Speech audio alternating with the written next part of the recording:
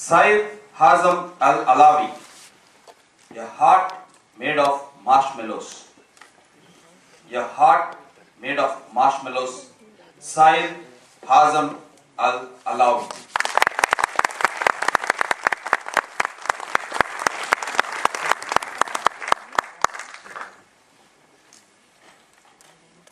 Punishment is something that we grew up with ever since the tender age of 5. Do you remember how naughty we used to be? Breaking this, shaking that, dribbling with balls, writing on the walls? Literally, our job description was to drive our parents crazy. And for them to control our behavior, they came up with classical methods of punishment.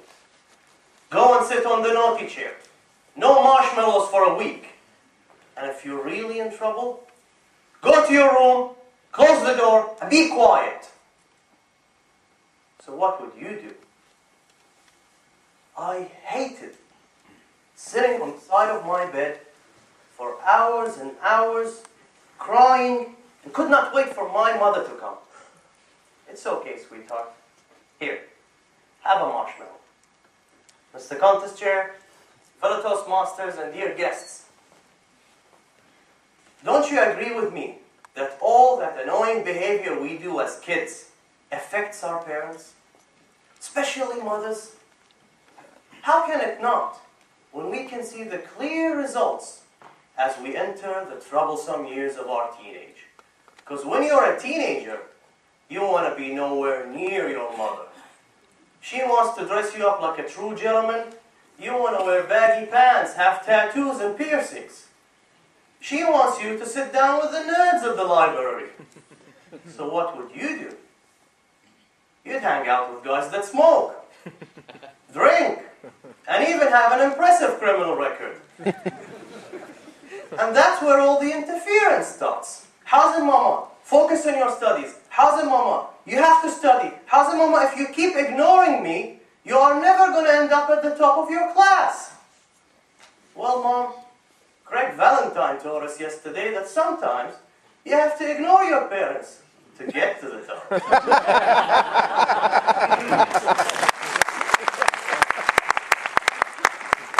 And it just does not stop there. The interference gets carried forward to your 20s, to your 30s, and even sometimes to your 40s. So what would you do? I'm almost 30 years old, and my mother just does not stop interfering in my life. She calls me 50 times a day for worthless things. And I don't know who on earth gave my mother a Facebook account. She went on my wall, and that's where everybody can see what's on, and she wrote, Hazem Mama, you forgot the toilet syrup again. Please remember to buy food for the cats on your way back. And it's the repetition of such interference day after day after day that eventually gets to you. I remember one particularly bad day where everything went wrong. And usually those start with you waking up very late to an early meeting at work, and you race your car through traffic, and theory tells you that when you're late, all the traffic lights are red. But in reality, all the traffic lights are red, and your car runs low on fuel. Just about then, you discover you've got a large ketchup stain on your necktie, and in the midst of all this mess, your mother just does not stop calling you. So what would you do? Your finger will automatically go to the silent button. Now, had it been your boss, or perhaps your girlfriend, no, you'd pull to the side and chit-chat comfortably. But mother, no, silent. Eventually, you reach work and you're running through the corridor, you run into your boss, you fake a smile. Where have you been? Go get the papers, we're late. You rush to your desk, you want to open your drawers, but you cannot. Because you forgot your keys at home. Disasters always come in clusters. And after that hideous day at work, you finally reach home at night and you're so tired, all you want to do is just hit the bed and sleep. So you sneak in unnoticed, trying not to wake anyone up, and out of nowhere, your mother appears with a half-asleep face. Hazem, Mama, where have you been? I called you so. Mom, please, stop interfering with my life. It's becoming annoying. Stop calling me so many times. And in the middle of this very civilized argument, she cries. So what would you do? You turn the other way and head upstairs to your room. And on your way, you get all these bad ideas playing with your brain.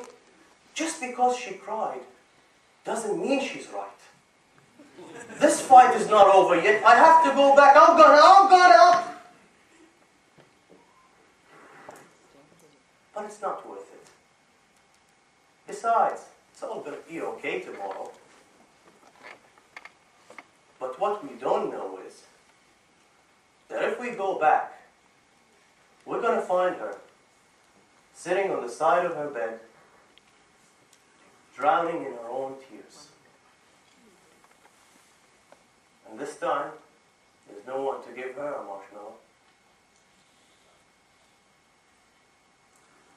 Ladies and gentlemen,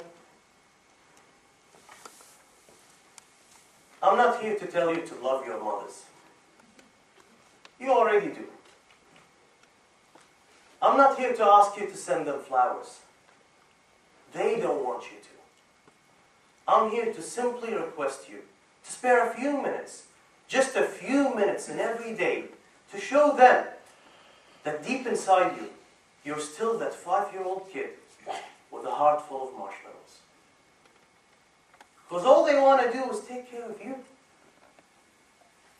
Even if they're wrong, they have earned the right to be wrong. And we have been wrong all our lives. And all they did was bring us back on track. You see, they're not going to be with us forever. So if you're lucky enough to have them by your side, what would you do? Would you punish them? Or would you cherish them? And the next time your mother calls, please answer the phone. She could be telling you that you forgot your keys at home.